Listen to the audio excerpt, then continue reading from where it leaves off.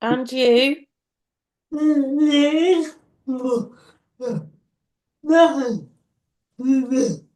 That's okay. Thank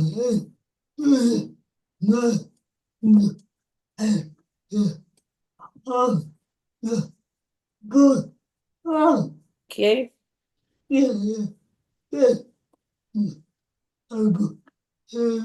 I'm Debbie. I'm 48 years old. I live in Ammanford in Carmarthenshire, Wales, but I'm from Southampton in England. I moved to Wales when I was 11, and yeah, it was a bit of a shock to the system to go from a city to countryside. Yeah.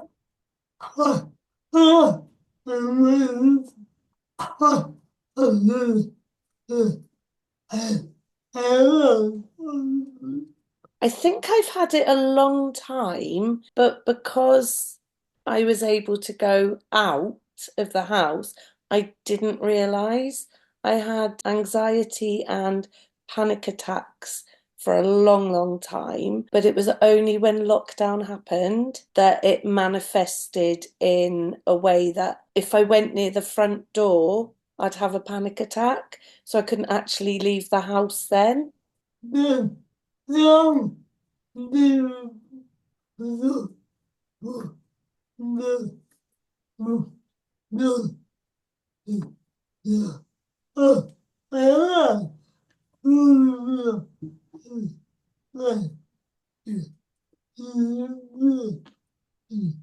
it's quite a complex condition where you feel anxiety or panic in different situations. So it could be like I had in lockdown, going outside makes you anxious and panicky, but it could also be traveling on public transport or being somewhere where you don't know how you'd leave that place. It's very, very complex and it shows itself in different ways in different people. Over the years before lockdown, I would always need to sit myself, say I was in college or something, where I could directly see the door that I could leave. If I went on a bus or anything, I wouldn't be able to sit at the back. I'd need to sit at the front where I could see my exit route.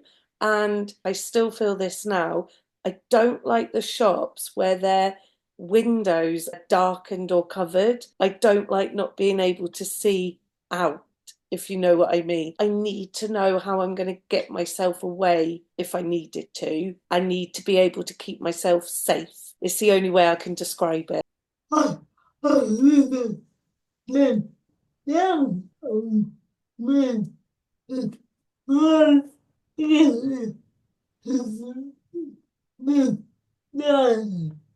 Yes, with the lockdown, to begin with, I was okay, but then I started watching all the things on the news and I started reading things online, and it was very difficult to be able to say, especially online, what was true and what wasn't. And it just got to the point where I was hearing so much saying, don't go outside, don't go near people, don't do this, don't do that, that it just seemed to set me in a mindset of if I go outside, that's dangerous, but if I stay inside, that's safe. It wasn't so much that I was worried about catching COVID because I know that my health was a standard that if I did get it, it probably wasn't going to be really bad. If I was going to get it, I would be able to be okay with it.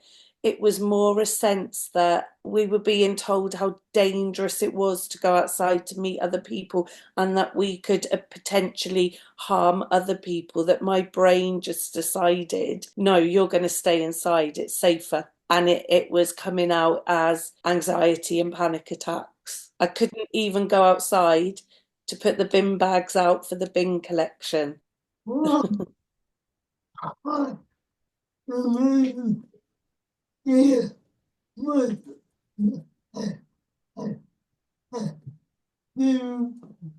Yeah.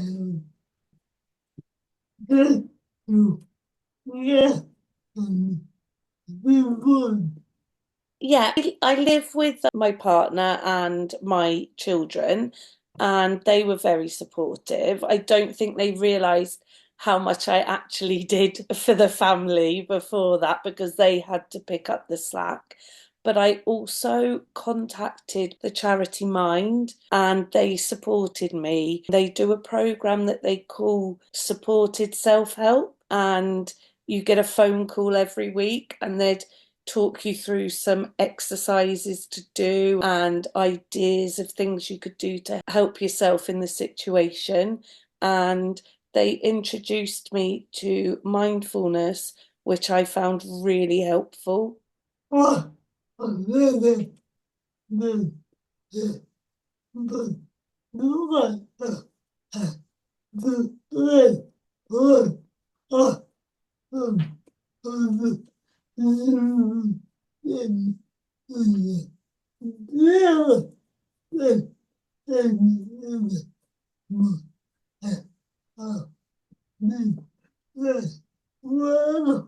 One of the first things that I was taught was to just let myself feel how I was feeling because a lot of times you'll keep the panic inside you because you'll be saying to yourself, I can't do this, I can't do this, I'm panicking, I'm panicking.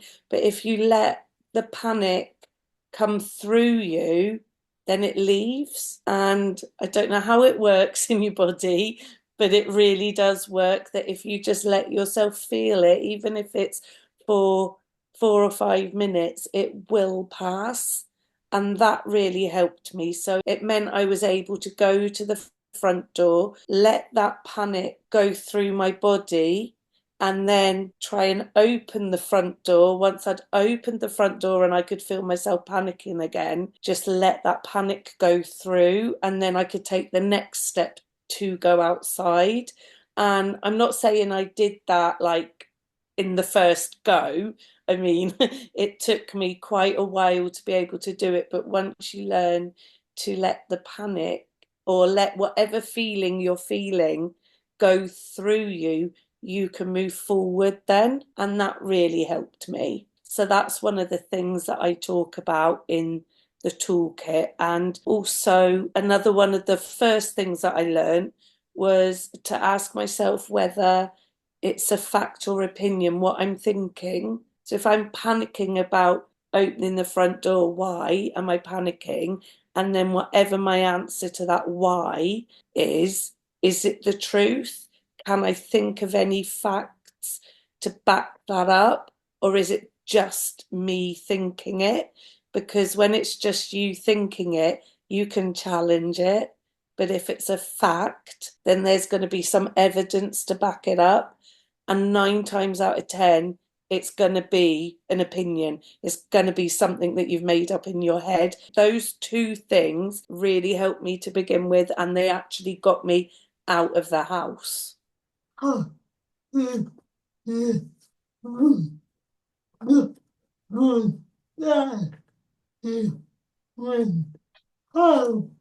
It was a mixture of feeling really, really scared because I hadn't been out of the house for about 3 or 4 months. So it was really quite difficult. But I was lucky because my mum came with me and we literally just went out of the door. We didn't really go anywhere. We didn't go very far. Because she was there, it made me feel better having someone there because my partner, he worked all through lockdown. He was a key worker, so he couldn't really do much to help me come out of the house because he was working. So my mum helped me. So she was in our bubble and we just built up on it. So each time she'd come over, we'd go a bit further until she got me to go all the way to the end of the street I lived on and then back home. And that was a massive achievement. It took about a week for me to go from going out just of the front door to being able to go down the street, which is quite good, but it was like she was coming over very often. So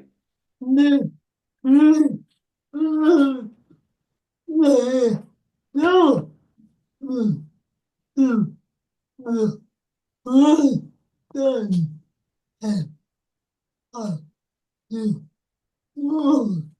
The worst thing for me was really when they said that lockdown was lifting. And I know that sounds really, really bad because it meant we could all come out of the house, but it meant I had to go back to work. And I didn't know how that was going to happen because even though I was able to go out of the house with my mum, I worked on the reception desk at a leisure centre. So it was going to be people coming in all the time and wanting my help talking to me. And I didn't know how that was going to go or if I'd have to give up my job or whatever would happen there. So that was really hard. And actually having to contact my manager to say, I don't think I'm going to be able to come back. But they were very helpful and worked it out that I did come back in the end. But that time was really, really difficult because it was a shock. It was like I knew it was going to happen, but I didn't think it was going to happen so quickly, if you know what I mean. It's like I'd got used to how I was. I got used to being at home. I got used to just walking down to the end of my road, but I didn't think I'd be able to get further than that. And then all of a sudden, I was meant to go to work, and that was frightening. yeah, yeah, yeah. I hear how the I had counselling sessions from our occupational health, and that was all about what I needed to get back to work, what I thought would help for me to be back in work. And I was able to go in and speak to my line manager and talk to her about things before going back. So it was like I'd come in once a week for a few weeks and just talk to her, and that was mainly to get me back into the building. And then each time I'd stay a little bit longer. And then eventually I was coming back in to work, sitting behind the reception desk, but I wasn't actually doing the job. Somebody else was there doing the job and I was just with them. And then they brought me back on a phased return. So I'd only come in for shorter hours and less days. They were really kind. They were really helpful because I'd been frightened that they'd just say, oh, well, if you can't come back, you lose your job. But they were so helpful and they really supported me.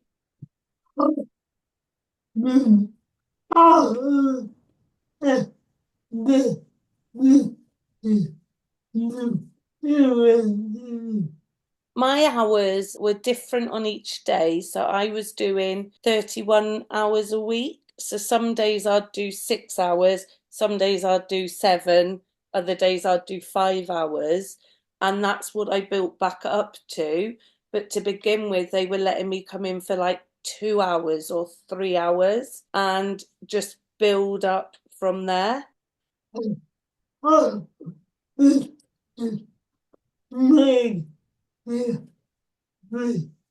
At the beginning, I felt really awkward just going in for a couple of hours. I felt like, oh, everyone's going to be saying, oh, she's useless and everything like that. But then my colleagues were really supportive as well because they could see how much it was affecting me. So that when I did actually come back to my normal hours, they were all really happy for me as well. They were really kind. And it just showed me what a good team of people I was working with.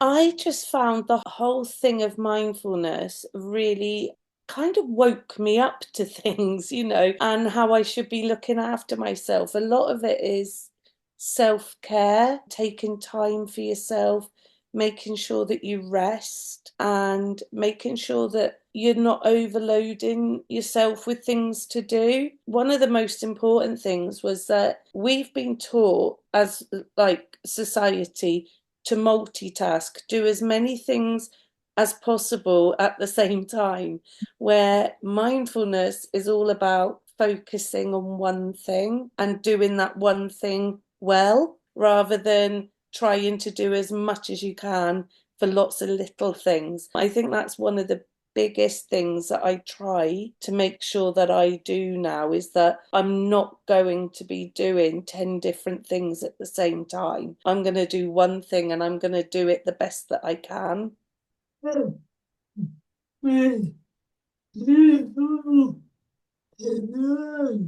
It can totally change how you feel in a day, because if you're trying to do lots and lots and lots of things and you're trying to do them all at the same time, the way you feel inside is so rushed and hurried. You can't do anything because you've got so much to do. Whereas now what I do is I'll know all the things that I have to do, but I will only do one of them at a time rather than trying to do them all together. And it just calms you down.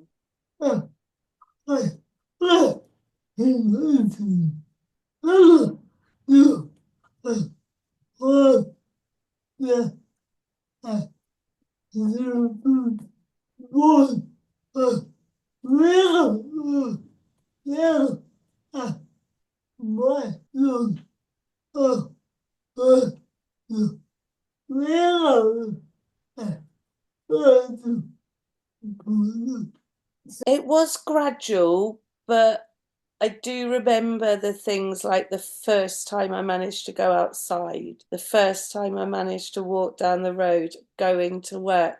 Those are all massive, massive deals. But even now, and it's 4 years on, I still find myself thinking, oh my goodness, what am I'm doing this? And yet 4 years ago, I would never ever been able to do it. So I think it's going to be a gradual recovery. Sometimes I'm going to feel like I can't do things, and I'm going to still feel the way I was feeling with the agoraphobia before, but now I've got things that I can do to help myself, whereas before I didn't. So it's like an ongoing thing, but I know how to deal with it now.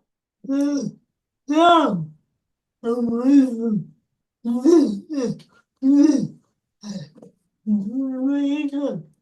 Oh, yeah.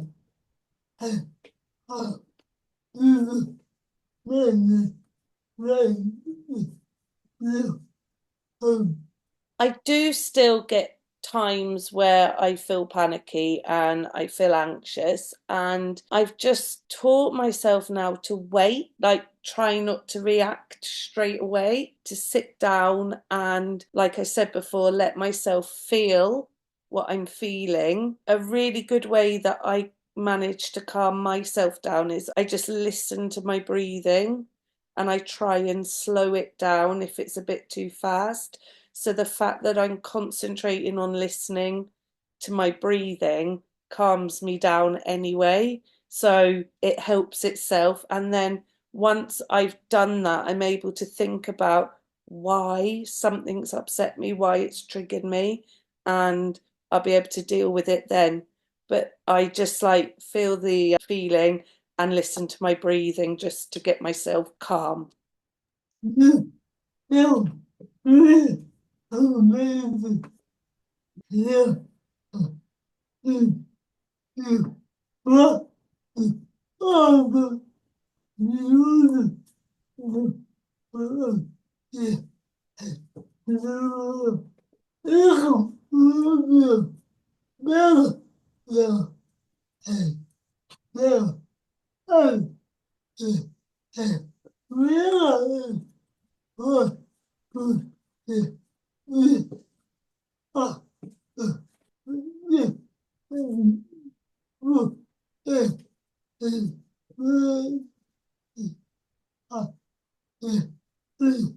Yeah.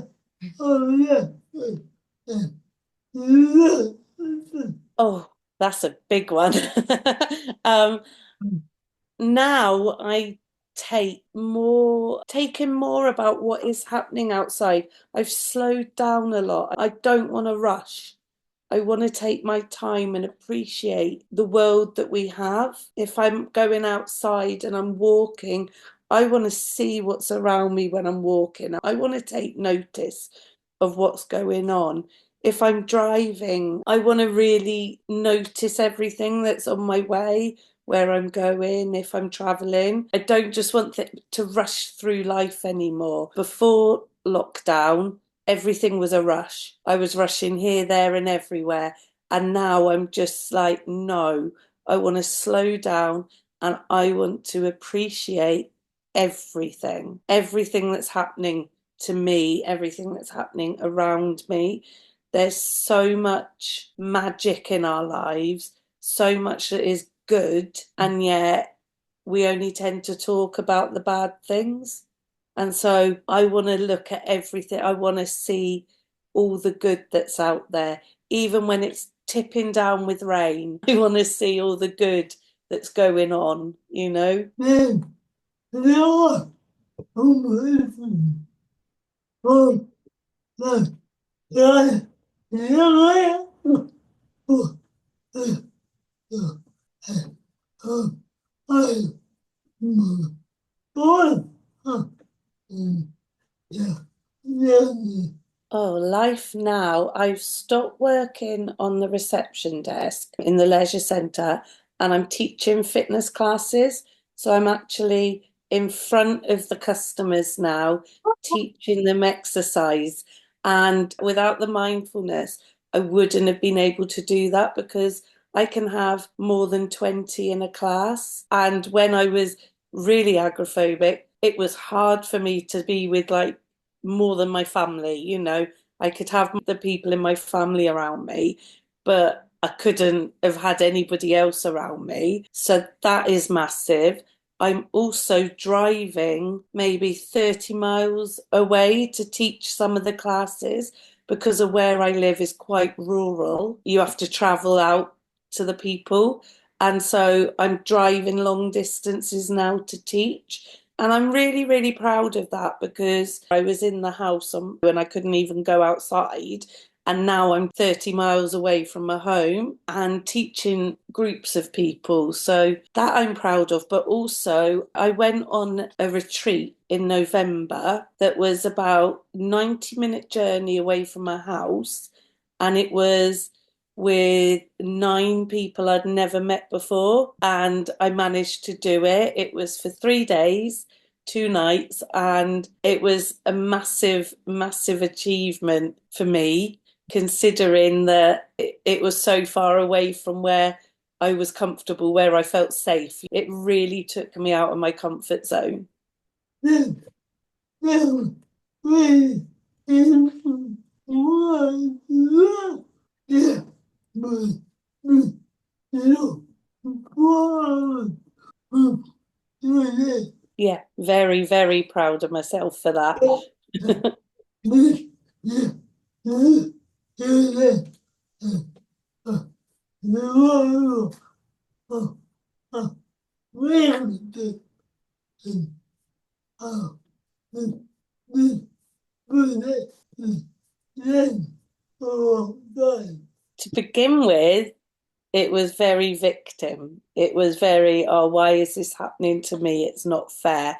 But as I've worked through and got myself out even more and more, it's very much survivor. I could have just left it. I could have said, okay, I'm just stuck in the house now. I can get everything delivered to the house. I'm living with other people. They can deal with the people outside. But I didn't want to do that. So I persevered. I've learned techniques and tips to help me, and I'm getting out of the house as much as I can. There's still sometimes where I want to like hide under my blanket and snuggle in and stay inside, but I push past that and I get myself to go outside. I try, even if it's just to go to the shops for something like a loaf of bread or a pint of milk, I will get myself out of the house. You know, I don't want to be stuck in the house again. Oh, yeah, Well, you you move along. I want to do some speaking events where I will go out and talk to people about my situation and how I got through it. That's my goal. I want to go and talk to more people to see if there's people I can help and just tell them about how I dealt with it. So whether it's online, as it would have to be for people who were in my situation where they were stuck inside, or if it's in front of a group of people in a hall or something like that. I just want to get myself out there and tell my story and help others. And you have an amazing family. You you are amazing. You are all the good. God, the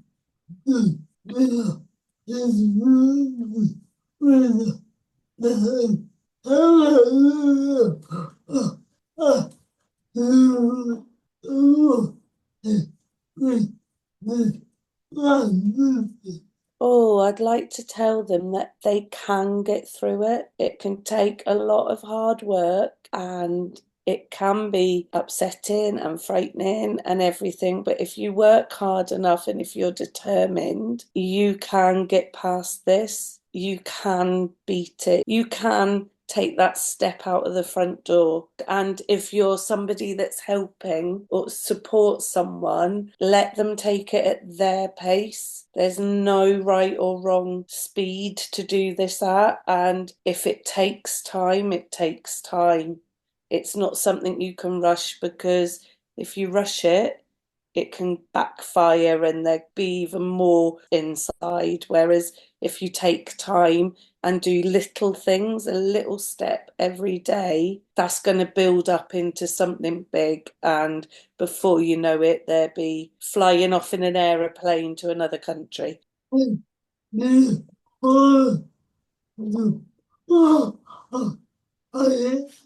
I've actually got a holiday booked for next March, going to Egypt. So I'm going to go on a plane and I'm going to go to another country. Oh, I'm very, very nervous, but I'm determined to do it. And I think if I don't, my partner will not be very happy because it's his holiday too.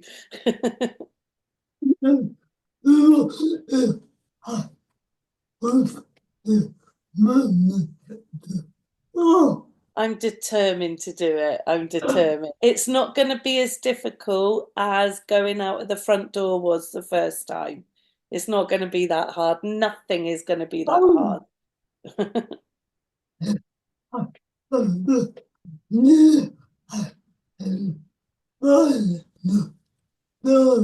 I just want people to slow down and appreciate what they've got now because you never know what's around the corner.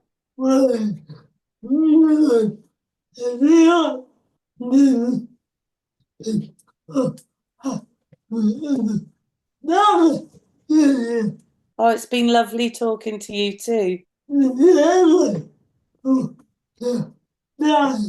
Thank you so much. Bye.